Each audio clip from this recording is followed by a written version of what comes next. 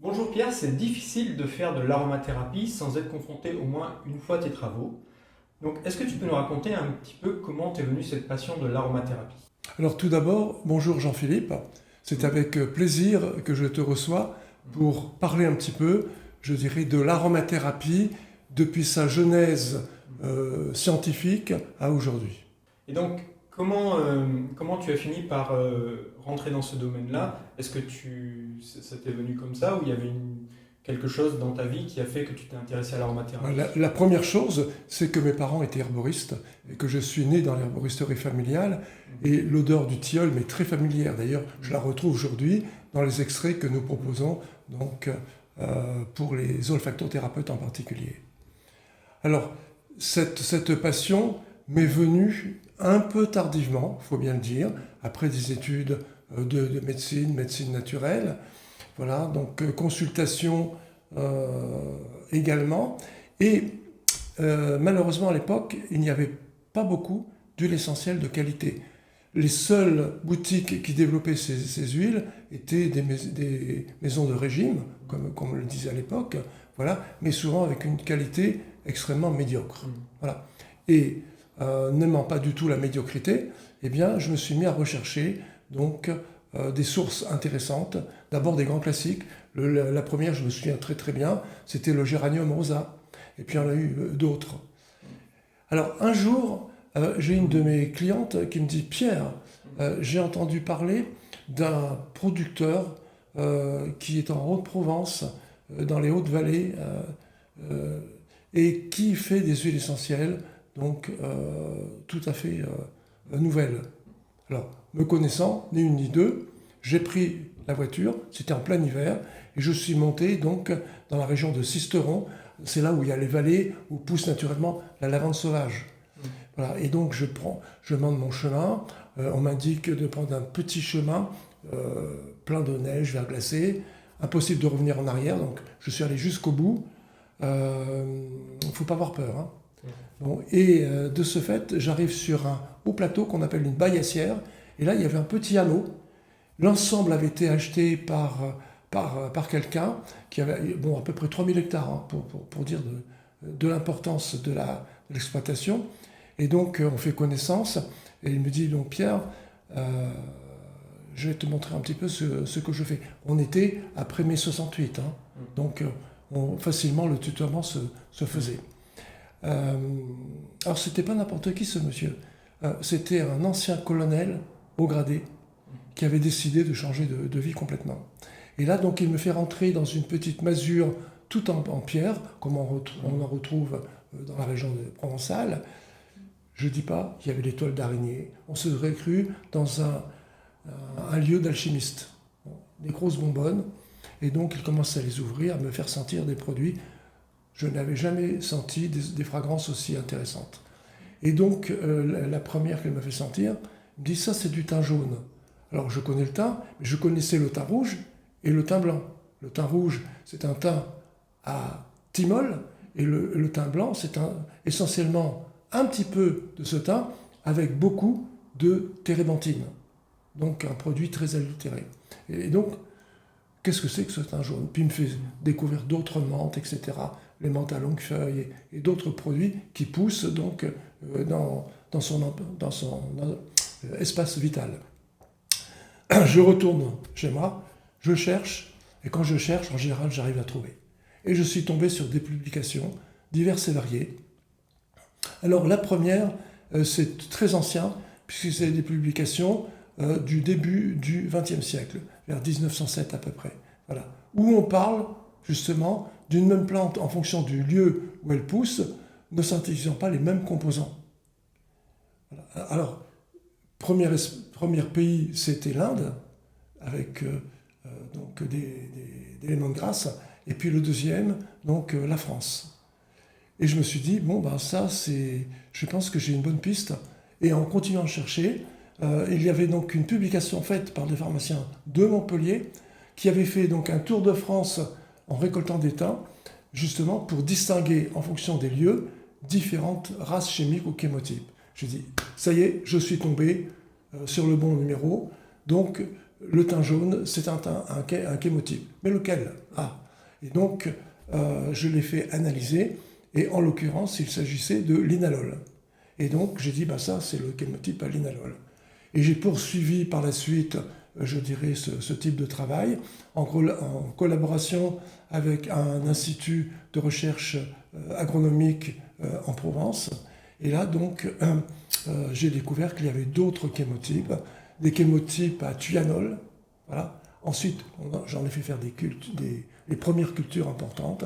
Il y avait des chémotypes également à géraniol, plus en altitude, à alpha-terpinéol, avec des odeurs un peu poivrées. Donc, moi aussi, j'ai fait donc un tour de France pour découvrir donc ces différents chémotypes.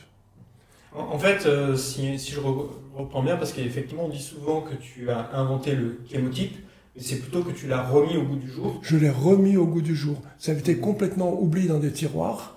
Et donc, après cette découverte, je l'ai remis au goût du jour. Mais non seulement ça, mais je l'ai imposé, auprès des prescripteurs et des pharmaciens. Ça n'a pas été facile, hein, parce que beaucoup ont réfuté cette entre guillemets, complication. Et pourtant, c'est indispensable. Si tu mets un peu de thym à thymol sur la peau d'un bébé, il va crier. Tu mets ce même thym, mais à linalol, il va dire, voilà, qu'est-ce que c'est bien. Tu vois. Donc, il y a une différence fondamentale. Donc, cette notion de chémotype est incontournable aujourd'hui et fondamentale. Parce que ce qu'on sait aujourd'hui, c'est qu'au niveau des huiles essentielles, qui est à l'origine de leur propriété, les constituants que possède cette huile essentielle. Et parmi les constituants, il y a toujours bien sûr des locomotives, des constituants à taux relativement élevés. C'est elles qui donc développent les principales propriétés de l'huile essentielle que nous avons entre les mains. Voilà, donc ceci donc est important, et d'autant plus important qu'ensuite je vous parlerai des relations structure-activité. D'accord. En fait, un des gros travaux que tu as fait, c'est ce livre sorti en 90, je crois, l'aromathérapie exactement. Oui. Une référence pour toute personne qui pratique l'aromathérapie. Oui. Comment est arrivé ce livre? Parce que dans ta vie, on voit qu'il y a 3 grandes phases. Il y a la phase d'enseignant, une phase de chercheur, une phase d'humanitaire. Est-ce que ce travail sur le livre a été fait avant ou pendant une de ces phases? Comment tout ça s'est présenté à toi? Il y a eu des publications avant. Voilà. Et donc j'ai fait beaucoup d'articles dans des revues de médecine naturelle en particulier.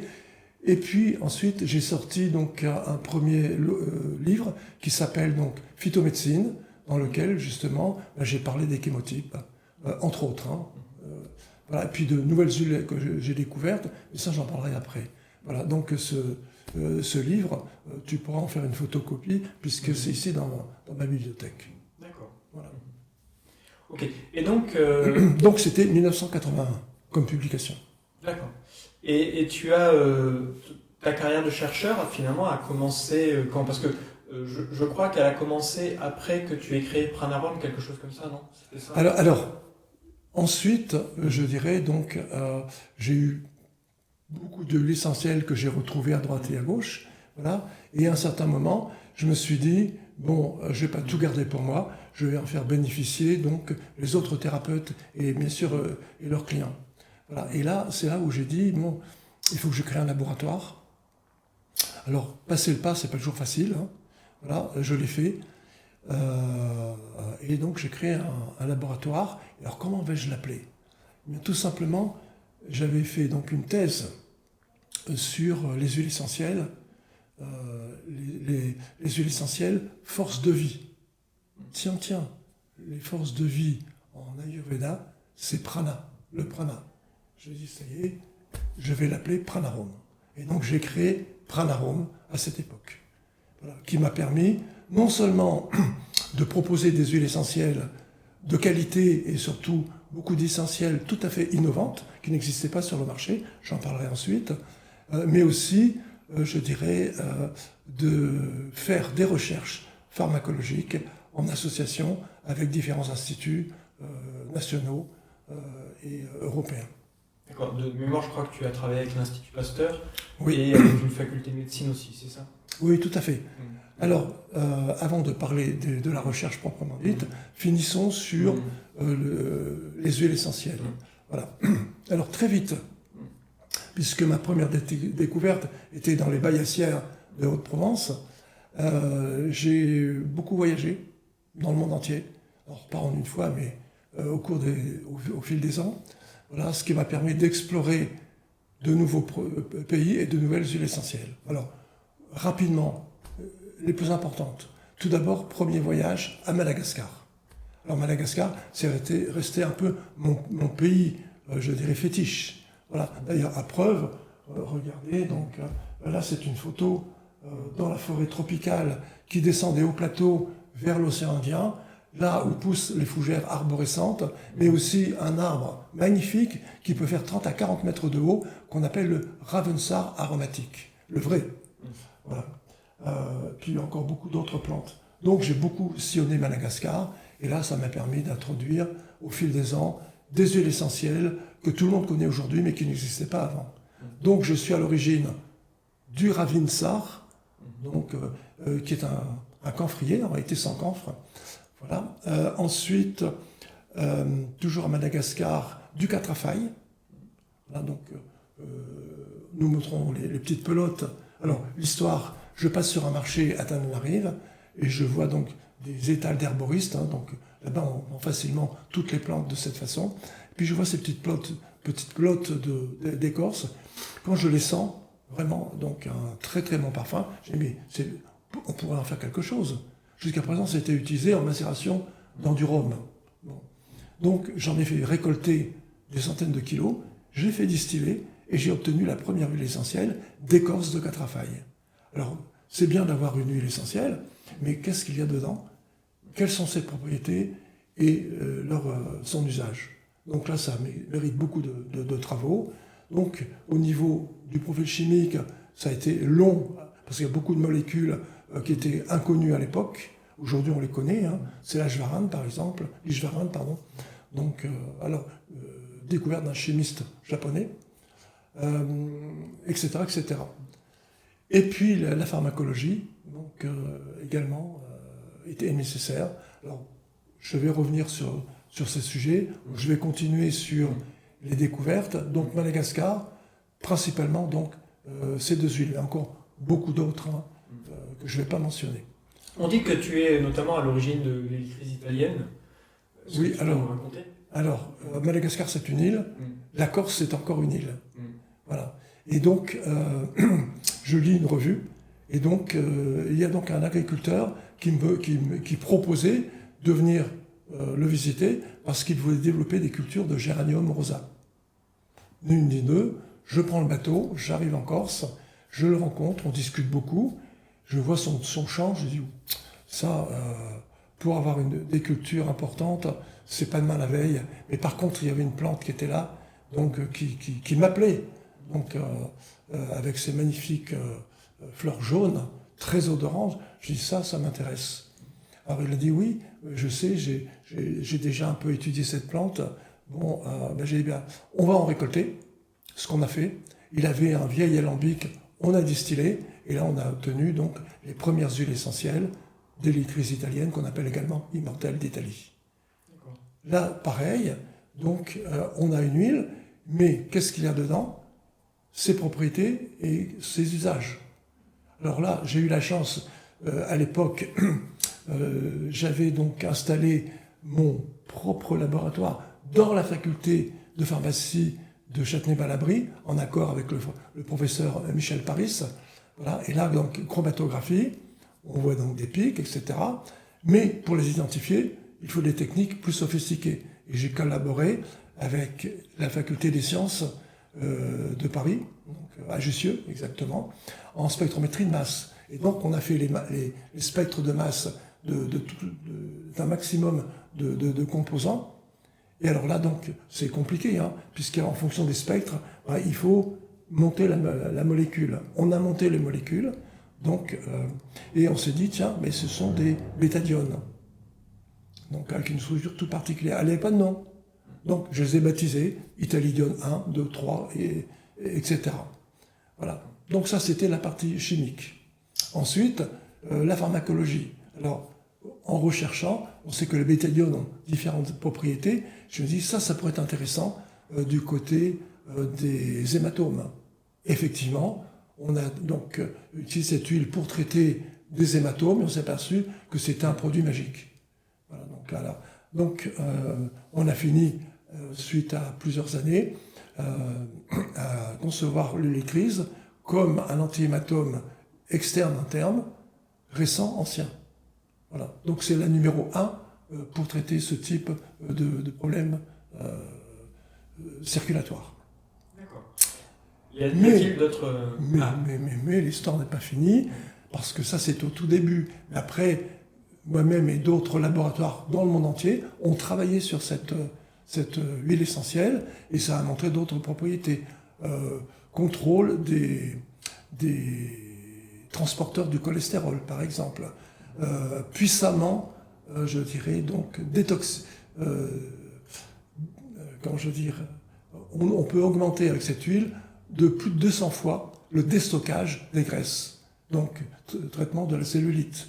Également, stimulation d'une enzyme de jeunesse, voilà, qui permet donc d'augmenter fortement les métabolismes cellulaires. Donc aujourd'hui, on peut dire que l'immortel est une des 12 huiles essentielles majeures dans le domaine de l'aromathérapie. D'accord. Y a-t-il d'autres huiles en fait Alors en Corse, bien sûr, il y a beaucoup d'autres huiles, alors qui étaient déjà connues, le myrte, etc., etc. Voilà pour les 2 premières îles. Mais il y a une île continent qui s'appelle l'Australie. Et là, au cours d'un congrès donc, sur les huiles essentielles, alors c'était pour plus la parfumerie et la cosmétique, c'est là où j'ai discuté avec un producteur local qui m'a montré le premier échantillon qu'il avait fait d'eucalyptus radié. J'ai dit ça c'est vraiment une chance, parce que c'est d'abord l'odeur est très fine, très, très douce, voilà, et donc j'ai fait distiller beaucoup, et j'ai importé pour la première fois également cet eucalyptus radié qui est connu de tous les aromathérapeutes aujourd'hui. D'ailleurs, j'en profite pour te poser une question, parce que c'est quelque chose qu'on voit souvent passer sur les réseaux. On dit souvent que le globulus, c'est pour les voies respiratoires basses, et puis le radié, c'est pour les voies respiratoires hautes. Est-ce que c'est vraiment vrai ou c'est complètement faux. Voilà. C'est complètement faux. Ça n'a pas de fondement scientifique. Et malheureusement, lorsque quelqu'un apporte ce type d'éléments, tout le monde derrière va reprendre et ça devient vérité. Ce qui n'est pas vrai du tout. Voilà, donc les deux sont bien pour les voies hautes et basses, c'est pareil. Simplement, l'impact sur l'organisme sera différent. L'eucalyptus globulus a un impact beaucoup plus mucolytique que le radié, etc. Donc il y a des différentes sections. Donc on commence en général par le radié, et ensuite, si besoin, par le globulus. Voilà. Alors en Australie, bien sûr, il y a beaucoup d'autres merveilles. Hein. Donc, par exemple, alors il y a une fleur qui est spécifiquement australienne, qui a été implantée ensuite en Tasmanie. C'est Boronia, la Boronie. Voilà. Et c'est une des rares huiles essentielles qui contient des ionones, de la bêta-ionone, donc qui est un ingrédient important en aromathérapie. Voilà. Son seul handicap, c'est un produit cher. Voilà. Donc l'Australie est un gros réservoir, bien sûr, d'huile essentielle. Là, vous avez bien sûr le titri. Alors, le titri, pareil, il n'y avait pas de titri à mon époque, dans le commerce français. Voilà. Et là, je l'ai importé également. Alors, c'est pas moi qui ai fait la découverte du titri, hein, c'est les Australiens, mais j'ai donc eu la sagesse, je dirais, de la prendre en considération et de l'imposer également, et la proposer donc aux thérapeutes. Tout à l'heure, on parlait de Pranarum, et bon, évidemment, tout le monde sait que tu n'es plus à la tête de Pranarum. J'aimerais que tu nous expliques, en fait, qu'est-ce qui s'est passé pour que tu lâches Pranarum. Si j'ai bien compris, c'est parce que tu étais parti sur des projets... Je veux bien te répondre, ouais. Mais je n'ai pas fini l'histoire des découvertes. Ah, alors on va continuer sur les découvertes. Voilà, donc ensuite... alors j'ai oublié de dire qu'en Corse, il y a aussi une autre huile, deux huiles importantes.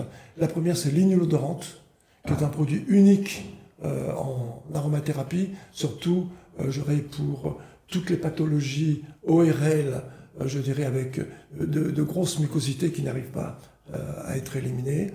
Et puis le genévrier alpin, également, très anti-inflammatoire.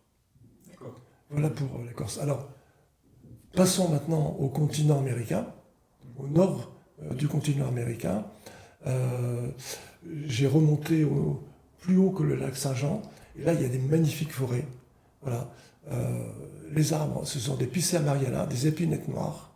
Voilà. Et je me suis dit, tiens, ça pourrait être intéressant. Et il venait juste de s'installer une distillerie. Et donc, j'ai fait récolter de nouveau ces rameaux. On a distillé, et donc j'ai eu les premières huiles d'épinette. Alors, pareil, toujours, les constituants, les propriétés, les utilisations, etc. Voilà. Alors, le Canada, ne pas oublier que c'était le premier berceau d'une plante que tout le monde connaît pour ses propriétés antalgiques et anti-inflammatoires, la Gaultérie. La Gaultérie couchée, Gaulteria procumbens. Malheureusement, aujourd'hui, eh bien, beaucoup de personnes font la confusion entre cette petite Gaultérie qui est haute comme une pomme, si j'ose dire, voilà, et les Gaultéries qui poussent dans l'Himalaya, qui sont extrêmement grandes, ce sont des arbrisseaux. Voilà, donc, récolte facile, bon rendement. Voilà. Mais, malheureusement, beaucoup l'appellent procumbens, alors que c'est une autre espèce. Ce sont des espèces Fragrantissima punctata, ou bien de Chine, sur l'Himalaya, Yunensis. Alors, entre guillemets, l'huile essentielle de Gaultérie, je dirais donc qu'est monomoléculaire, car il n'y a pas d'essence dans la plante, à la différence de toutes les autres. Mais des hétérosides, qui libèrent le fameux salicylate de méthyle. D'autres découvertes? Oh oui.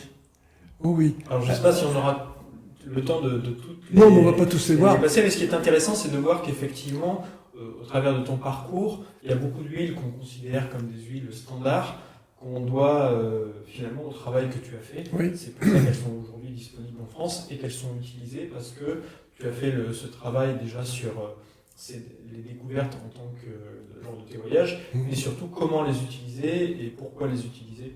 Voilà. Alors en particulier, donc, passons en Amérique du Sud. Voilà. Et là, vous avez donc dans la forêt amazonienne des arbres qui suintent des oléorésines. Donc, et donc certaines de ces oléorésines sont très intéressantes. On les distille et on obtient des huiles ayant des composants extrêmement actifs. Alors, un de mes chouchous, si j'ose dire, c'est donc un protium qui exude une résine riche en paracimène. Et le paracimène s'avère aujourd'hui un des plus puissants antalgiques qu'on connaisse. On connaît ses cibles, ce sont des récepteurs opioïdes périphériques et centraux, voilà, donc avec une action à peu près équivalente. Et donc là, il n'y a quasiment aucune douleur qui résiste, je dirais, donc à ce type d'huile essentielle. Donc, alors je pourrais en parler beaucoup d'autres, on va peut-être s'arrêter là. Donc, oui, bah c'est déjà beaucoup. Donc, comme je disais tout à l'heure, en fait, ce qui est intéressant, c'est de voir comment tu as quitté la vie d'entrepreneur avec Pranarom pour te lancer dans une portion de ta vie qui est dédiée à la recherche. C'est là où des Américains sont venus me voir dans mon laboratoire. Bon, alors, ils m'avaient connu à travers quelqu'un qui était en Australie, qui me dit, bon, le meilleur spécialiste, c'est Pierre Fancôme. Donc, ils sont venus dans ma cambrousse, si j'ose dire. Voilà, et je leur ai montré mes connaissances, mon savoir. Alors, parmi ces découvertes, au niveau de la pharmacologie, j'ai beaucoup travaillé sur les charges portées par les huiles essentielles dispersées dans l'air. Et aujourd'hui, maintenant, ce référentiel électrique est connu de tous les aromathérapeutes. Voilà. Alors, intéressant, parce que c'est l'interface entre la médecine occidentale et la médecine chinoise qui parle de yin et du yang. Et là, j'avais les molécules chargées électriquement positivement ou négativement. Et donc, la jonction s'est faite. Voilà. Donc, ça a été un premier point pour développer l'aromathérapie en Asie. Alors, lorsqu'ils sont venus, j'avais fait déjà beaucoup d'autres travaux en pharmacologie. Et en particulier, j'avais collaboré avec l'Institut Pasteur à Paris pour montrer les mécanismes d'action des huiles sur des bactéries pathogènes, mais aussi sur Candida. Donc, ça a été publié en 81 déjà. Plus après, sur mon ouvrage, on peut dire iconique, qui s'appelle l'aromathérapie exactement. Alors, d'autres études ont été faites à Mons en Belgique sur Chlamydia trachomatis et sur des virus et parasites à Toulouse au CHU. Voilà pour la partie pharmacologique. Et sur ce, donc, ces Américains se montrent très intéressants et disent Pierre, on veut que tu travailles pour nous. Bon, j'ai un peu réfléchi quand même. Donc, ils sont venus me relancer 2 semaines après, voilà, en disant on rachète ton laboratoire. J'ai dit c'est bien gentil, mais vous êtes dans le domaine de la cosmétique. Voilà, et qu'est-ce que l'on fait pour la médecine? Donc, on a séparé les choses. Donc, ils ont repris mon savoir pour toute la partie, je dirais, qui va permettre de fabriquer des produits à usage cosmétique et de bien-être, si j'ose dire. Et j'ai cédé Pranarome, donc à Dominique Boudou, donc, qui a ensuite développé cette activité. Voilà. Et donc, rentrant donc, dans ce grand groupe américain, toutes les femmes connaissent son nom, c'est Estée Lauder. Voilà. Pour créer une nouvelle marque, basée uniquement sur les huiles essentielles et la naturalité, Origins. Et là, j'y suis resté pendant 21 ans. Voilà. Et pendant cette période, j'ai appris beaucoup de choses, bien entendu. Voilà. Donc, on a fait des études sur... alors, la recherche a continué, voilà. En particulier dans le domaine des bactéries anaérobies, qu'on retrouve au niveau de l'acné. Donc, on a fait des études tout à fait uniques dans le domaine, voilà, qui a montré que certaines huiles étaient vraiment hyperactives sur ces Cutibacterium acné, par exemple. Et j'ai eu la chance d'avoir un capital pour créer un laboratoire de pharmacologie. Et donc j'ai créé donc ce laboratoire, alors pas en France, mais en Roumanie. Et là donc pendant un peu plus de 15 ans, donc j'ai managé ce laboratoire, qui m'a permis de faire d'énormes découvertes. J'avais toute une équipe avec des PhD, entre autres. On a travaillé sur le stress oxydant, mais surtout sur toutes les voies de l'inflammation. Mais également dans le domaine des neurosciences, de la douleur, de l'insomnie, etc. Alors, en plus des recherches fondamentales, également des recherches cliniques avec double aveugle placebo, en particulier une importante sur 100 volontaires dans le domaine de l'angoisse et des insomnies. Alors, pour la petite histoire, j'avais donc formulé un produit, je dirais, qui me paraissait vraiment intéressant, à base de mandarine, entre autres, et de bergamote. Voilà. Le résultat des courses, quand on a corrigé les résultats, effectivement, le produit a très très bien fonctionné. Alors, les volontaires étaient principalement des infirmières, du personnel de l'hôpital, des médecins, etc. Voilà. Et puis, il fallait un placebo, donc j'avais fait un placebo. Faire un placebo dans le domaine des huiles essentielles, c'est pas facile. Donc, parce qu'il faut que ça sente quelque chose. Alors je me suis dit, bon, il faut une odeur très médicinale. Et bien, donc, je me suis retourné vers les eucalyptus. Donc, j'ai fait un complexe à base d'eucalyptus et d'autres produits, voilà, qui ont été donnés. Et bien, résultat des courses, ce produit était au moins aussi actif que le produit que j'avais conçu pour la chose. Alors, on s'est posé beaucoup de questions. Voilà. Alors, est-ce que c'est parce que beaucoup de personnes dorment mal, parce qu'elles ont le nez bouché, elles respirent mal? C'était une des raisons. Mais aujourd'hui, on sait que ce n'est pas la seule, puisque l'eucalyptol des eucalyptus, ce qu'on sait aujourd'hui, c'est que ça stimule la synthèse de la sérotonine et donc également de la mélatonine. Voilà. Et donc aujourd'hui, l'eucalyptus, je l'utilise presque plus souvent, non pas pour les voies respiratoires, mais pour les problèmes d'insomnie. Vous voyez les parcours zigzagants, si j'ose dire, ça me fait penser parce que c'est quand on dit que le Ravinsara est inducteur de sommeil, par exemple, eh ben c'est pareil. C'est à cause du cinéole. Tout à fait. D'accord. Tout à fait. Alors l'eucalyptol ou cinéole a beaucoup de propriétés. Hein. Voilà. Toutes ces propriétés sont colligées d'ailleurs dans des ouvrages que je suis en train d'écrire. Donc, alors pour parler un petit peu des livres, c'est long à écrire. J'écris peu de livres, hein, donc voilà, mais principalement des ouvrages de référence. Donc Le premier, c'était phytomédecine, mais c'était un petit opuscule. Le second, c'était l'aromathérapie exactement. Donc cet ouvrage que tous les aromathérapeutes, en général, ont dans leur bibliothèque, voilà, et sur lesquels, d'ailleurs, tous ceux qui ont écrit des livres ont largement copié. Ensuite, 1990 à aujourd'hui, 2020-2023, il y a beaucoup d'eau qui a coulé sous les ponts.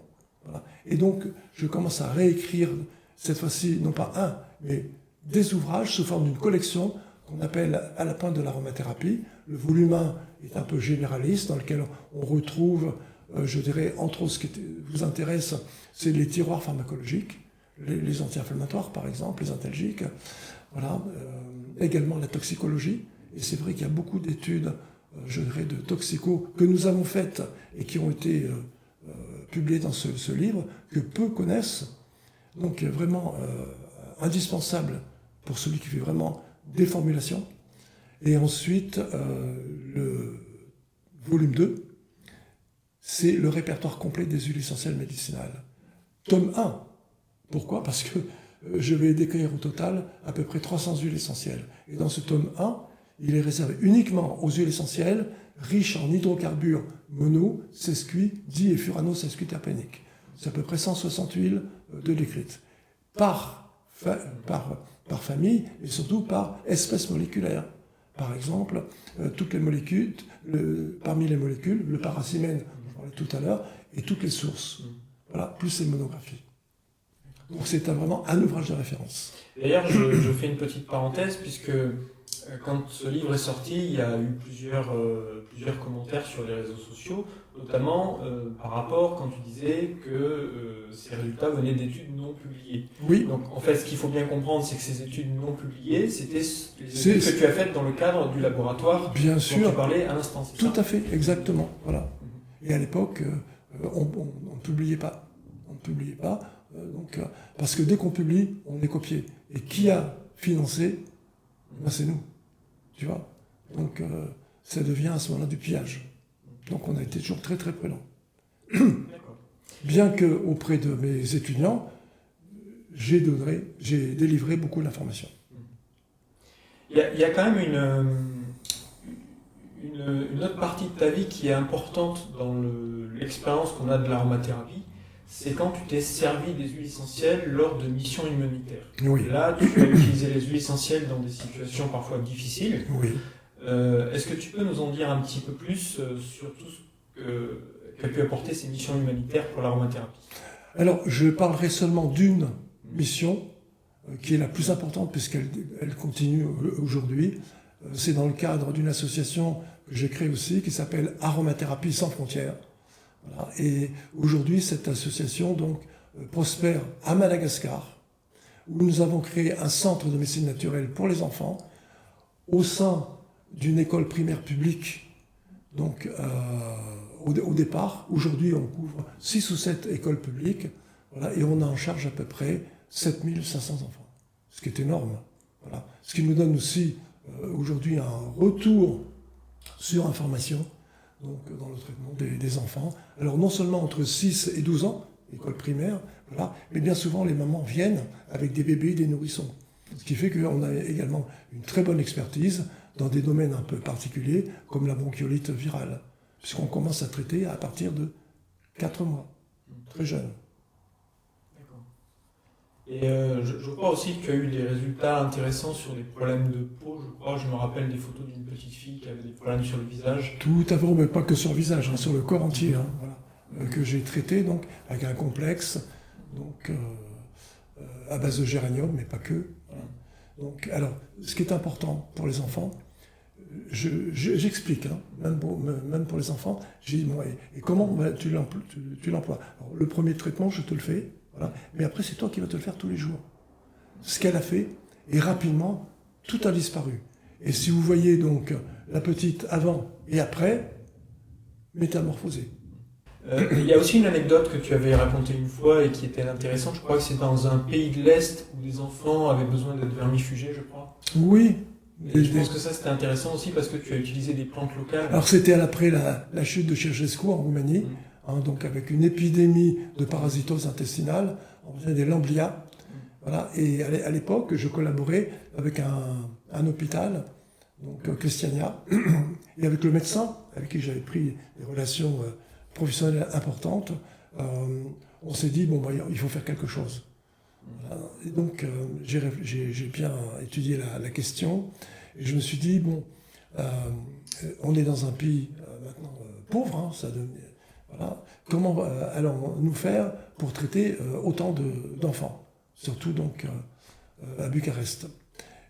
Alors, je me suis aperçu que la Roumanie, c'était un grand producteur pour l'agroalimentaire d'huile essentielle de coriandre. J'ai dit, c'est ce qu'il me faut, parce que le coriandre, c'est l'inalol, donc c'est un très bon parasitaire, un antiparasitaire. Voilà. Et alors, où se trouve l'usine? En cherchant, je l'ai trouvé, donc j'y suis allé. J'ai acheté des bidons d'huile essentielle, et je suis revenu donc à Bucarest. Et là, comment les proposer aux enfants? Et en recherchant, j'ai trouvé un laboratoire pharmaceutique qui possédait encore une machine à faire des capsules. Et là, on a fait des capsules oléo-aromatiques, huile végétale avec 2 gouttes d'huile de coriandre, et on les a distribuées aux enfants. Résultat parfait, disparition des parasites. Vous voyez, donc là aussi, c'est une pierre blanche à l'édifice. D'accord. En fait, on voit qu'il y a eu beaucoup d'apports de ton travail dans l'aromathérapie. Et je sais pas, je pense qu'on peut encore en parler des heures. Ce qui m'intéresserait maintenant, c'est de comprendre, bon, je pense que les gens ont suivi notre actualité et on sait qu'aujourd'hui, tu lances une formation en ligne. Et c'est pas pour te reposer. J'ai cru comprendre, enfin je le sais même, c'est que tu souhaites consacrer encore une part plus importante de ton temps à la recherche. Est-ce que tu peux en dire un petit peu plus sur tes projets à venir? Alors, le projet actuel, c'est de proposer ma formation, et donc associée à la tienne, donc, pour le plus grand nombre. Et le mieux, c'est en e-learning. Effectivement, aujourd'hui, les coûts de déplacement, la fatigue occasionnée, etc., font que c'est le e-learning, je dirais, qui est la solution d'avenir. Voilà. En plus, ça permet de délivrer l'information en fonction du temps disponible. Voilà. Donc, beaucoup plus intéressant que d'être enfermé dans une classe pendant 2 ou 3 jours. Et pour l'étudiant, c'est très fatigant d'ailleurs. Pour le prof aussi. Hein. Voilà. Ceci dit, là tu parles de ton point de vue, mais je pense que du point de vue de l'élève, ce qui est important, c'est que ce que tu mets dans cette formation, c'est vraiment tous ces 50 années d'expérience que tu viens de décrire, enfin que tu as résumé brièvement, et c'est ça que tu transmets dans cette formation, c'est-à-dire tout ce que tu as pu acquérir lors de tes séjours dans différents pays, lors de tes travaux de recherche, tout ça. Et toutes les lectures. Voilà, et c'est ça que tu partages en fait dans cette formation. Oui. Alors c'est une formation qui paraît un peu des fois un peu dure à escalader, si j'ose dire. Voilà. C'est vraiment la formation la plus pointue aujourd'hui dans le domaine de l'aromathérapie. Quand on parle, par exemple, immunostimulant, oui, c'est bien gentil, mais quelle voie de l'immunostimulation? Ça, personne n'en parle jamais. Et c'est fondamental, puisque une agression virale ou bactérienne ou parasitaire ne se traite pas de la même façon. Tu vois? D'accord. Et donc, tes projets de recherche à venir, c'est-à-dire que donc il y a la formation qui va te permettre de dégager du temps. Alors ces formations, voilà. Je dirais donc, ça va se faire dans le temps, parce qu'il faut le temps de les mettre en boîte, si j'ose dire. Donc la première est faite, c'est sur l'immunité au cœur de la santé. La suivante, c'est tout ce qui sera viral et principalement respiratoire. La troisième, tout ce qui est bactérien et principalement donc intestinal. Voilà. Et puis la suite, ce sera surtout sur comment aborder une pathologie précise. Par exemple, c'est le partage des connaissances. Voilà. Parmi les premières, il y a par exemple l'hypertension artérielle. Et en très peu de temps, voilà, on a les clés pour agir. Donc là, c'est la partie vraiment pratique immédiate. D'accord. Okay. Et donc, je reformule ma question. Là. Oui, donc, tu vas pas t'arrêter là, c'est-à-dire que là, tu reviens de Madagascar, où tu as encore travaillé, de Madagascar et de la Réunion, je crois. Oui. Tu as travaillé sur des nouvelles plantes. Là, j'ai découvert une nouvelle plante. Voilà. Laquelle? Ah ben ça, vous le verrez sur mon blog. C'est un secret, d'accord. C'est pas un secret, mais vous le verrez sur mon blog. Voilà. Et donc c'est ça qui est intéressant, c'est de voir que aujourd'hui, tu te reposes pas sur tes lauriers. Tu es encore, tu passes ton temps à travers le monde à la recherche de nouvelles essences. C'est une passion. Voilà. C'est quelque chose où tu ne t'arrêtes pas. Et c'est vrai que le fait de faire ta formation en ligne te permet de te dégager du temps supplémentaire parce qu'avant, quand tu faisais la formation en présentiel, tu étais obligé d'être présent à chaque fois, ce qui était un peu contraignant peut-être pour toi. Et j'hésite pas de prendre des fois des risques. Là, vous allez voir aussi sur les réseaux, donc mon expédition pour aller à la récolte des écorces de catrafaille. Donc, alors, non seulement ça, mais après, donc, le plus important aussi, c'est l'utilisation. Voilà. Et là, donc, je vais collaborer avec d'autres associations humanitaires qui s'occupent d'enfants aussi, donc, pour former les médecins. Alors, par exemple, à Madagascar, j'ai formé déjà une 50aine de médecins malgaches. Voilà. Et là, donc, je vais continuer, parce qu'il y a des besoins énormes. Il y a les huiles, mais comment les utiliser? Donc ça, c'est la transmission maintenant devient une priorité. D'accord. Alors, je pense qu'on pourrait encore discuter pendant au moins 3 heures. On va peut-être conclure parce que sinon ça va être un peu long. Qu'est-ce qui a été le plus marquant pour toi dans toute ta carrière, ce dont tu es le plus fier ou je sais pas, quelque chose qui t'a vraiment marqué et qui a vraiment rendu ta passion pour l'aromathérapie excellente. Enfin, qu'est-ce qui t'a vraiment marqué dans tout ce que tu as découvert et fait pour l'aromathérapie? C'est surtout les résultats cliniques, parce que c'est ce qu'on recherche. Donc, aussi bien chez les enfants que les personnes âgées. Les enfants, il y a des pathologies des fois un peu lourdes, ou alors très algiques, par exemple. Voilà. Et puis, les personnes âgées, en particulier tous les problèmes de rhumatisme et autres, dont on arrive à calmer les douleurs extrêmement rapidement. D'ailleurs, dans ce domaine, combien de personnes aujourd'hui ont des rhumatismes et des rhumatismes auto-immuns, c'est-à-dire donc polyarthrite rhumatoïde en particulier, avec quelque chose de supplémentaire qu'on appelle la néoangiogénèse, c'est-à-dire donc l'apparition de néo-vaisseaux qui vont s'intégrer dans les articulations et amplifier l'inflammation. Et là, également, j'ai travaillé sur ce sujet. Avec quelques découvertes à l'époque. Alors, malheureusement, je ne les ai pas publiées. Donc, d'autres, après, ont recherché et trouvé la même chose. Mais par exemple, le santal blanc, pas connu pour ça et pourtant très actif, ou bien le gingembre.